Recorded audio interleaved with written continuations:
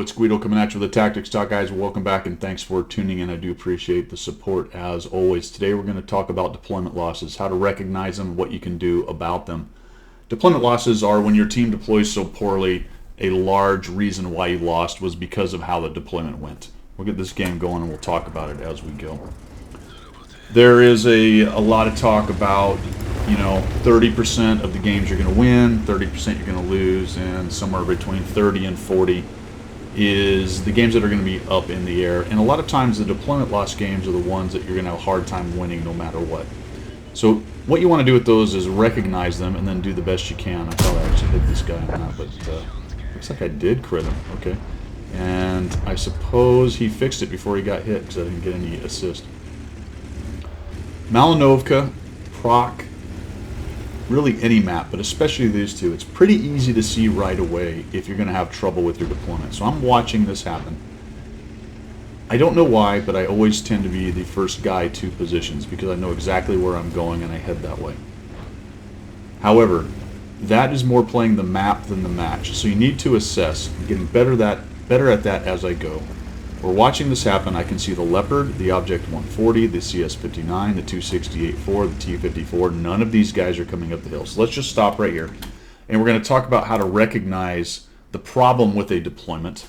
And then we'll see if it actually contributes to a deployment loss and what the effects and situation is after it happens, right? And what can you do about it? We'll get to that in just a minute. But as we look at this, I can tell right away that we're going to have a hard time taking the mill. On this map, and as I said, every map has a meta positioning idea to it, all right? Do you always have to position that way on the map? No. Can you win by not doing that? Yes, absolutely. But the high percentage play, every map will have a high percentage positioning play. That's just the truth. On this one, up in the northeast, it's taking the mill, stuffing any of their guys that are coming up, getting them artied. In this case, we have two arty, or just picking them apart. Sometimes both teams get to the mill, and it's a side-scraping festival right there. But usually one team or the other grabs it, and then they've gained the advantage of this high ground.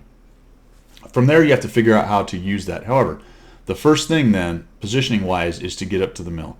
The other thing that's going on, if you look down in the southwest, you can see that the CS-63 has used that speed that it's got, and it's crossed the field very quickly, and now it's kind of up in our chili down there. And we have a lot of campers.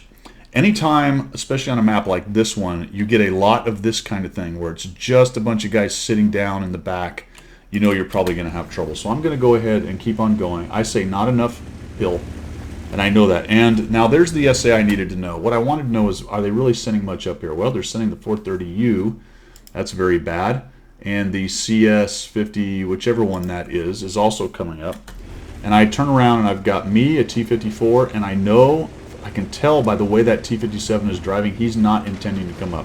Looks like he's just kind of heading over to this bush, and I say no. So right off the bat, now why is bad positioning important in this game? Well, in this case, if you look at the mini-map down there, we have given up about 2/3 of the map. Pretty quickly, it's going to be about 3/4 of the map. And because most World of Tanks maps are phone booths, essentially, especially at this tier where vision and is completely saturated and you're seeing everybody basically at max vision unless they've got some kind of camo, it's bad to be stuffed into 1/3 or 1/4 of the map. All the crossfire, all the vision, you're simply not going to be able to last.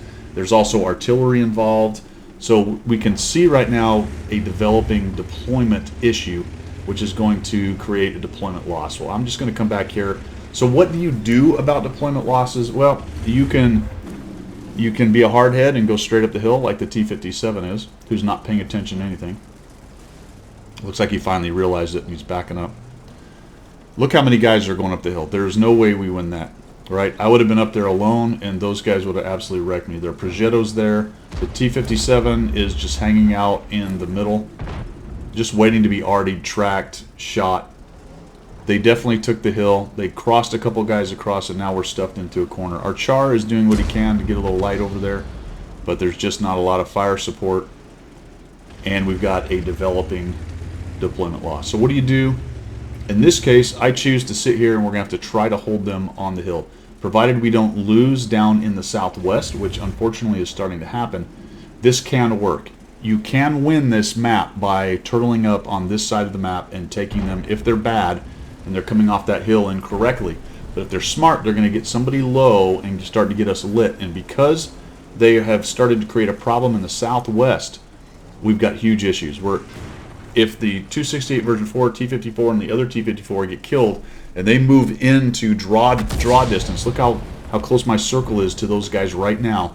Once you start getting lit, they can shoot into your back, and then it's pretty much all over. So we're just doing what we can. I'm actually being artied by presence because the T-57 is sitting right there, and I'm eating some of the stun. I'm going to end up having a pretty good game damage-wise. Not amazing, somewhere around 3,000 damage, maybe a little bit higher. All in a losing effort. And that brings us then to another subject, which is useless damage. Damage that doesn't help you win. Really, the best bet right now is just try to turtle up, like I said, and take as many of their hit points as possible. There's another arty shot because the T-57, for whatever reason, is hanging out in the open. I think he's just permatracked and he can't get away. So there we go. We just lost our tier 10. And that puts us at a big disadvantage. We did take their CS-59. I'm going to bounce this shot, which is a bit of a bummer. But he was backing off, probably got into his turret. So pay attention to the deployment. Understand what the good deployments are. I'm actually going to bounce this guy, which bums me out too. Oh, no, I don't. Sorry, I pinned that one. I think the next one bounces. Pay attention to the deployment and then try to react to the deployment and make the best of a bad situation. A lot of times I just get very irritated and I'll just continue on up there to the mill and say, well, I know you've got to kind of hold the mill right here, but look at this. I just would not have. Even if myself and the T-57 had gone up there, we were going to be in big trouble. So right now I'm just trying to get a little bit of spotting if I can, a little bit of damage, and do the best that I can. For the moment, we're holding down the southwest, but you can see our perimeter has shrunk. So let's just pause it for a second. Look at this again, right? The perimeter has shrunk. The guys we had right here that were kind of keeping busy, they got crossfired and killed because they owned the hill. That's why owning the hill is so important. Now they can move up to this ridge and maybe even to these bushes, depending on how stealthy they are. Potentially come up this ramp, which I believe we'll see in just a minute. Getting shots back into here, getting shots down into here. These guys, when we all get lit down the forest, they're shooting down on top of us, and this is just a really, really bad situation right here. Having a hard time getting rid of the Progetto. He's got a pretty good turret at this angle and just a lot of look up at him. So lots of angles. Now the 430U has done what I was talking about earlier. He's come down and now he's a big problem right there because he can kind of sneak around and light us by presence. So we get a little proxy light and now I'm lit. You can see the guys in the southwest are starting to move in and our perimeter is shrinking and shrinking and shrinking. And this is a pretty classic deployment loss right here. We did not take the territory we needed. We don't have the vision control that we need. And I just get hammered by artillery. You know, because it only does 200 or 300 anymore, right? That's what all the artillery guys say. For some reason, I always get hit for 500 or so. But anyway, whining about artillery aside, I have to fall back because I can no longer sit there. I need a little bit more standoff from the 430 so I don't get auto spotted right there. And you can see that the southwest now has a problem. And this is interesting. So just take a look at this. If you didn't have a mini-map, right? If we just say the mini-map was that small and then we put a post-it note over it because we didn't want to watch it anymore. If you just looked at the screen and went, oh, it's 2-2, and we've taken 2 of their 9s and they got 1 of our 10s and 9s, that actually, this game looks pretty even, doesn't it? Now, we don't have an HP bar. That would probably tell a slightly different story as well. But if we increase the mini-map and look at the positioning of the tanks and where our guys are, this just isn't going to work. The enemy team would have to be very unlucky to actually lose this game, or very silly. So we are just going to get fish in a barrel right here, picked apart, because they have all of the lines of sight. They have all the spotting advantage. And look at that. We might even go, all right, that's all right. So 2 and 3, no problem. But we're starting to lose down there near the cap. Hey, look at that. We evened it up. It's 3-3. We should be fine, right? This is fine. It's fine. No problem. Ah, there we go. And that's kind of the killer. Once they're able to move in there, now we're even stuffed into a smaller part of the map. We maybe own about 1/5 of the map right now. And it all goes back to the deployment. The deployment was terrible. So when you hear somebody say, deployment loss, you know, it's hindsight. I can sit here and say this was a deployment loss. All right, that's a fact at this point. When it's happening, it's not necessarily a loss, right? It's not preordained. But you can see that the problem of the deployment is going to make it very difficult to win. And you're going to have to react as best you can to that. And for me, at this point, it's just trying to get as much damage as possible. Keep falling back, keep taking hit points. And you know what? If you keep doing that, you just might maybe eke out a win because they keep walking into your shots right there. And I would say I actually felt okay about this for a little while. This is about where I started to not feel as okay about it. I mean, look at all the guys. They're at 1, 2, 3, 4, 5, 6 tanks within about 200 meters of each other in the corner of the map. Holy cow, that is a very, very difficult thing to overcome in this game, especially on open maps like this one. Some maps are easier to defend than others. The good news for this map, for us here, is the fact that there's a lot of cover as far as trees go, and unfortunately I get lit right there, and that is not good. And that doesn't kill him. What is that? I actually dropped a good shot. I put 428 on that guy, on that one. Holy cow. That was a high roll. Wasn't able to kill him. Then I come up here trying to look for him, but I can't quite get him lit. And I don't want to sell out because now, if you look at the mini-map and you look at the circle for the draw range, there's lots of tanks inside draw range. One of the ones I'm really worried about is that Sturv. Because once I come up and over that ridge right there, he's so accurate, it's just going to start hurting big time. And it's pretty much over. It's 4 to 7. I'm going to come up here. We get a little bit more damage. I find the Sturv. He's out in the open. Somebody has actually lit him, so that works for me. We'll take a shot off of him. Maybe should have gone after the CS, actually. We'll try to kill this guy if we can. There we go. So don't have to worry about him anymore. And I actually, at that point, felt, all right, we might have a chance, but here they come. They're just raging in on us. The CS-59 does a nice job staying in the low spot there, and I just don't have the depression I need, so I actually have to travel down to get a shot, which is going to expose me to other people. And then Artie hits me, and a little shot into him. Another nice roll at 393, so RNG is really helping me out right here. Looking for maybe another shot, and it's just at this point farming as much damage as possible. I get a 428 on that. Holy cow, that's nice. Another high roll for the win right here, right? Oh, he gets away, and I shoot into the rock. And there's only 2 of us and a couple Artie. We're surrounded from every direction. I'm surprised nobody's killed me from above, but that's going to happen pretty quickly. CS-59, we're going to get a little miss here. Would have been a nice cherry on top of a bad game to take that guy down. Maybe I do get him. I do get him. Look at that.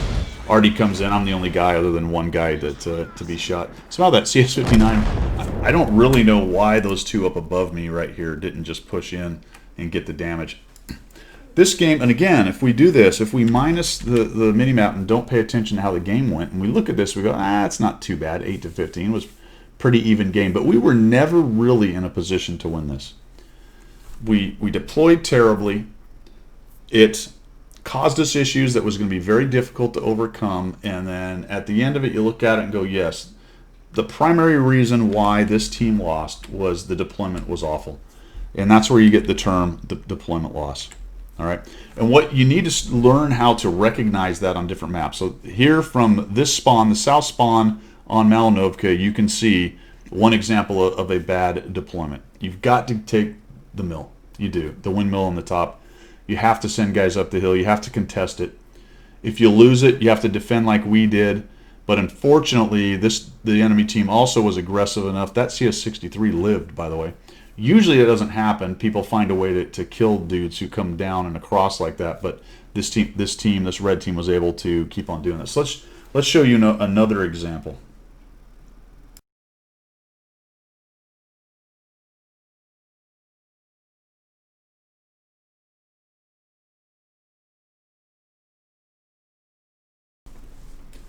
Our second example is here on Karelia, and just like you should recognize when your own team is having a bad deployment and learn how to react to that in order to either get as much damage as possible or potentially to turn a bad situation back into your favor by staying alive and continuing to put damage out.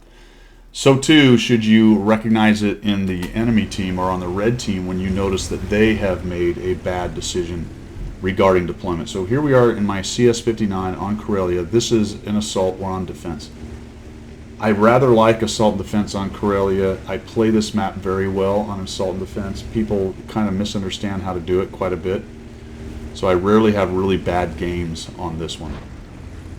The key to this one, all right, deployment-wise, for both teams, which is interesting because that's not necessarily true of every map, but the key is to contest the hills. Absolutely. The center needs to be watched. You don't want someone tucking up under. Looks like the bat chat might actually do that. That's important, but it's not nearly as important as getting people onto the hill. So I can see my Lance and C has gone to the southwest hill. I'm going up to the northeast. I actually have some backup, right? So I can see that. I can watch a mini-map, or I could turn around and look at it with my mouse and go, who's coming? 49, M449. I've got a TD back there. Unfortunately, the mill's camping. By the way, an mill 2 up here is amazing. And a mill 2 in this position with no arty. There's no arty, guys. And that's another thing to pay attention to when you're deploying. If you're worried about arty and there isn't any, then you can change some of the things that you do. I generally don't change my deployment because of arty. A couple maps and places I will. I may fight it a little bit different, be less aggressive, be out in the open.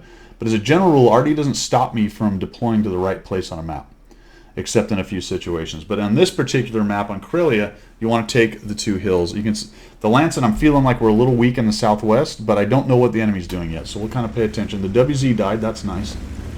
And I always like to take my fast mediums up here with any kind of depression and be the fastest with the mostest, because I want to start shooting these guys. Right? Now, if there's arty, hanging out right there for a very long time is stupid. If there was a lot of arty, as soon as I got lit and wasn't able to get the shot, I would have probably pulled back. But I stay here because I know there's no arty, so I don't have to worry about it, right? Now I'm just looking for shots on these guys. So the IS-6B is pushing in. I'm waiting until he comes up and gets in the flat so I can do that and shoot him. Unfortunately, he returns a return shot. Now, why am I standing in? Because I know I'm going to out-reload this guy. Not only am I going to out-reload him because he's charging at me, I'm pretty sure I'm going to be able to actually get around, back and around before he gets a shot. So, and even if he does chase me, I know there's these dudes right here. So that works out for me. He's going to shoot into the M449, and I'm going to take that opportunity to just come up in here and put a little shot right there into him. And we'll back out, and now all my buddies are here, right? And I wish the M449, I know what he's doing. He's trying to get his armor squared up, but causing me a bit of an issue. It doesn't matter, though. We get him dead. The IS-6 puts him down. And I accept that shot to start the festivities with the T-26E5. And this is interesting. Slight sidebar right here. Watching this dude, you know, getting caught behind me. If he just goes a little wide, this guy's going to has 3 guys to worry about to shoot. So he just needs to get away from me, get out over here. There's no arty, and then all 3 of us can maneuver without ramming into each other, which it looks like he's finally doing. The IS-6 is doing a nice job using that guy's armor. I'm just kind of watching. What's that dude looking at? Not me. Let's go ahead and get rid of him. And all of a sudden we have a huge advantage. And this is the next time I look at the map and I go, man, this is a bad deployment by the enemy team. I can tell it right now. Now, 1, 2, 3, 4, 1, 2, 3, 4, 5 are dead. Only 2 of them here. We've got a couple of the scouts out. We can see 2 guys down in the southwest, and there's nobody else here on this hill. If there's anybody else on this hill, they would have come over and helped, which means that they're either all down the southwest or more than likely camping in the middle. Right? This team, the red team, did not give themselves a chance to win this game because their deployment was horrendous. All right, so let's see how this plays out. IS-6, the M4. The mill actually moved up. Probably assessed that there's nobody there and decided he wanted to actually get a few hit points of damage. We're just going to push in here. There's the Char. The prototype, for whatever reason, stopped there, saw bad things were going on, was slow, late to get in the game, decided to camp. I don't know. He's back there, though. There's a Leopard PTA up on the hill. The Indian Panzer is down in the bottom, doing I don't know what. And it's hard to come back from this, guys. It's hard to come back from a deployment that bad.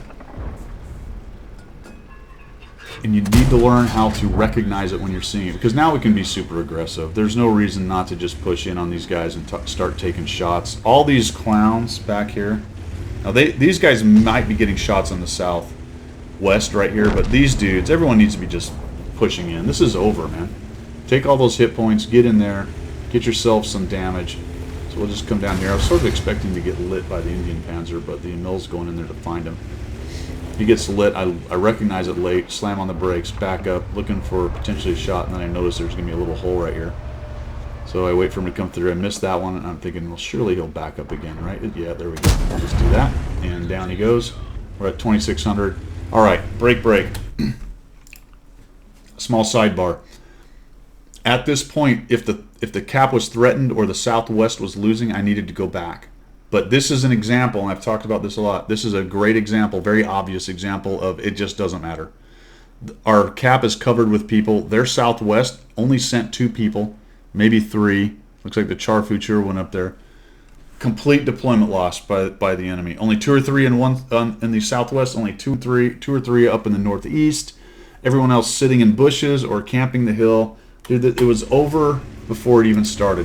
When each one of those players on the red team made the decisions they made, they absolutely crippled their team's chance to win. It is actually that important in this game. That's what's to me. That's why I'm still playing this thing. 8-10 years later. That's why the game to me is interesting. And even in pub matches, it's interesting because you never know. It's like a box of chocolates. You just don't know what people are going to do ever. It's crazy. So just shoot this dude. I want to get covered up. I don't really want to let him spin around and snap me, but he's got a lot of targets and he's working out. There we go.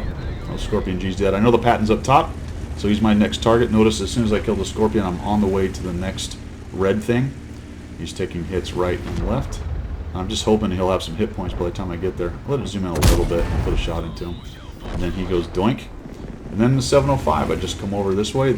So I'm doing this because I know I'm going to get to his side, right? He's pushing in on the M449. Just shoot right into his side. I'll back up just to make his shot more difficult if he decides to turn towards me. But it didn't matter because the M449 took that guy down. Oh, I just realized it's a IQQ for you.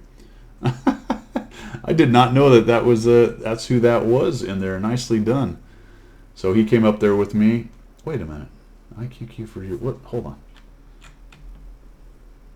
Oh, he's the 705. All right. So, good player. He's the only guy really that went down to the Southwest. And it's frustrating when you're a good player and you see your team doing what they did. You know that it's an uphill struggle the whole way. So, another example right here, learning how to see it on the enemy team so that you can then take advantage of it. All right, I got one more example.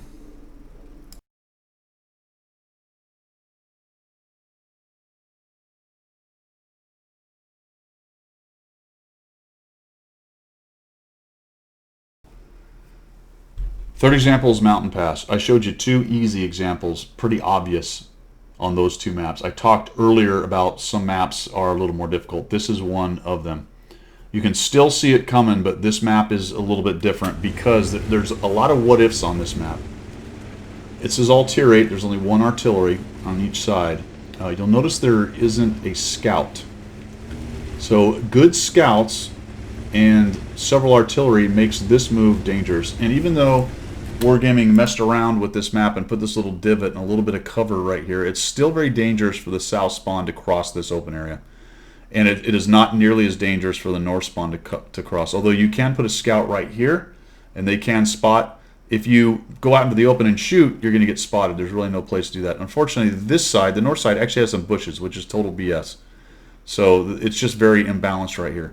And that's one of those things that you have to watch for when you're trying to assess whether you have a bad deployment or a good one and how it's going to affect your game on maps like this one, because these are a bit more dynamic and they change based on what enemy tanks are out there more than other tanks, and also on where your tanks are going. All right. So what happens a lot here is you don't have players that are brave enough to cross right here. I cross just because I know we've got to get down here to the southwest, right? But it can still be dangerous. Notice how far out in front of everybody I am. So I need to notice that and probably abort this move right now. But let's see how it plays out. I'm going to head on in here. And I'm hoping they'll follow me up and they're all just kind of stopping. And maybe the IS-3 is coming. It looks like he is. And all of a sudden we got total trouble.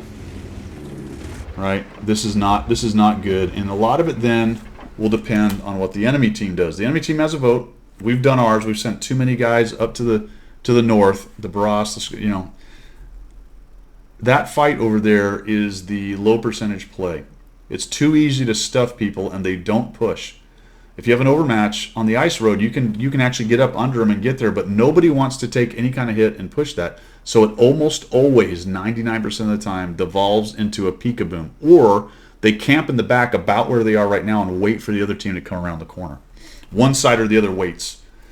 And once they see each other, it's all peek-a-boom, pixel sniping at people's turrets, right? Meanwhile, the real fight that matters on this map is usually down in the southwest. The problem is it's hard to tell which team's going to have the overmatch on this map until it's already happened, right? If we could have got some intel from a scout or something spotting guys crossing, I might know what's coming, but I don't. So unfortunately, I have to scout by fire right here and find out. So, and I have no idea. I'm going to be honest. I do not have any idea how that LIS got past me. He must have already been passed by the time I got up to this corner. That was incredible. Just the fact that he showed up right there. And then he's going to absolutely abuse me. But it doesn't matter because it's over. All right? Let's just watch how many guys come in here. I play this poorly. I'm going to actually give him some shots. I figure I can maybe sneak a shot on him. So we'll come in here. And then he disappears because for some reason I can't see through the bush. I'm going to bounce him. I get thumped by that guy. Unbelievable. I'll be honest, I have no idea why he's able to do that. I get spotted every single time I get to that bush. Maybe he's running some camo crew, or he's got the exhaust on, or I don't. I'm actually flabbergasted by that. Pretty amazing. In fact, I was talking about that earlier. I tried to use that position as well, and I was unable to shoot guys down here. So it might be that this tank is just tall enough for him to be shooting into my turret. Is that where he's getting me? This is a bit of a sidebar. He's going through my hole. I honestly don't know how he's doing this, because I was here the other day and earlier today, and I could not hit the turret of guys that were where I am. So there must be a position there that's just the sweet spot. Yeah, here he comes. Finally get one back in. The IS-3 moves up kind of foolishly, loses a bunch of hit points, and now you can see how many are stacking up right here. And just as I said, you look on the ice road up here, the glacier bit, all these guys are stuffed. This never moves. You know, somebody's got to watch the bridge, but any TDs sitting there are out of the game until it's either won or lost. These are ineffectual and have nothing to do with whether you win or lose until later on. Maybe if they have hit points, they can cover a push, or they can do a push across the bridge when one of the flanks wins or loses, but right now they're meaningless. There's three of them there doing absolutely nothing. Okay, so our deployment is absolutely atrocious. This doesn't matter. They're stuffed. These guys are out of the fight. These dudes are out of the fight. There's me and the IS and a couple of Progettos that are actually doing anything, and I'm playing poorly. So what we have then is a ongoing or a developing deployment loss. So I'm going to try to actually shoot this guy in the cheek here. And see, I don't understand it. Did he get into my turret? Where is the hole? I can't see it. I know this is a bit of a sidebar right now, but I'm absolutely blown away with how he's doing this. I really have no idea. So I'm going to have to probably dig into the replay a little bit more. Very strange. I think actually one of the things is the reason when I was doing it, I was trying to shoot somebody who was just, I think I'm just high enough right here. I think the guy I was trying to shoot when I'm complaining about it, he was down here. Interesting. But I can't get down there because otherwise I'll be shot. I mean, it's like 4 guys stacked up right there. So I just play this really poorly. And another bounce off the IS-3 that goes into the upper plate, which it's a look-up shot into the upper plate. And there you go, guys. Deployment loss. All right, same thing as same discussion though. You look at it and you go, let's just minimize this. You look at it and go, it's only 0 to 2. We're in pretty good shape, right? When you make the minimap bigger and you take a look at it, and you say, well, where are we deployed? Well, not well at all. In fact, they've got a good force down here. We're on our back foot. Our 100-01 is sitting in the middle. Well, that would have been a nice tank to have here, right? Tanking damage and shelling it out. The guys up in the north are doing the standard peek-a-boom with a few less tanks. 3 TDs, or two or 3, whatever it is, are watching the bridge, right? And so where the fight usually is in the southwest. The rest of it's kind of a skirmish thing, and we just simply do not have enough guys right there. And the T-44 decides he's just going to take me out. try to track him. I don't know why that didn't track him. I went right into his corner. This game sometimes, man.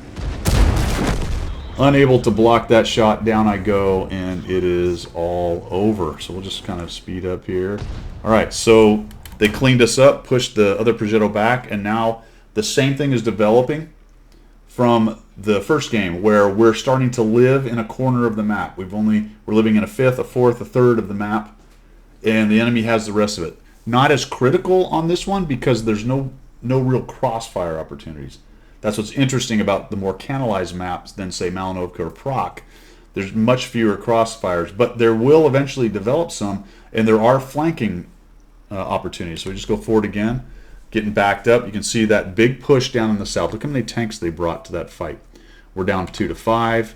Now it's 3 to 7. Looks like the south is 1. The guys up there in the north on the ice road haven't done anything with the overmatch they had. Nothing other than a few of them die. And what you're going to see now is standard thing. This is not completely lost. So we saw a developing deployment loss. I was too far forward, got killed, but for the rest of the team, they needed to pay attention to that and go, well, you know what, we're going to have to pull back and defend at the cap. Our best bet is to bring all our guns together. They sort of won over here, and what happens? Of course, a couple, 2, 3 people keep pushing. The Indian, to his credit, turns around. He tries to go back, but the IS-3A and the Scorpion continue to push in, which is the exact wrong answer at this point. There's zero reason to push in. There's so many enemy guns left in the game. You can see the big push down in the south, and this is the standard thing I say. If your cap is threatened, go back. Even in a case like this one where you haven't even won your flank, anybody who is still sitting back here is out of the game. No reason to push up and bring them back into the game right there, which is exactly what these two do. So we'll just speed this thing up. You go after the KPZ, take him down, and they keep on trucking. It's pretty much over, right? There's so many guys headed to the cap. And then when we come around this corner, we're going to find a 5100. He's beating up the Scorpion. The IS-3A is having a hard time getting a shot. There's an Arty making a runner. The IS-3A decides to maybe shoot the Arty. He doesn't know. Takes another hit from the 5100. Gets a bounce. Good on him. You can see the 4202 is coming back. Oh, nope, he's behind us. Take it from him. There's a Scorpion G in the bush. He takes another hit. We're down to 2 tanks. This guy's dead. There's no way he survives the 4202 with all that pen in the rear. And now it's just the Panzer Z, or the, sorry, Indian Panzer. And he's just hanging out here wondering why his team is so bad. Alright guys, just a few quick ones on how to recognize a deployment loss, how to pay attention to it, how to maybe react. I think if I obviously had this one to do over again, I would have bailed out of that push and probably fallen back, and we'd have just had to turtle up. You know, the problem with that, doing that all the time, is that it means you continually give up the good positions, right? The best idea is to have enough tanks on that corner that we can fight those guys. The enemy team does have a bit of advantage over there, but they didn't have enough artillery to make it too big of an advantage. What you'll often see lately is guys will turtle up on this corner right here and not even push, because this is more of a fair fight down here. The guys from the southeast spawn are pretty good fighting in this area, but have a big disadvantage fighting here because you have shots coming this way, Arty and everything else. Plus the red team has this nice cover right here to fight behind. But you want to try to recognize that and then make a new plan at that point, right? All right, there you go. Some thoughts and discussion on deployment losses, how to see them on your team, how to see them on the red team. That's all I've got for today. Thanks for tuning in. We will see you.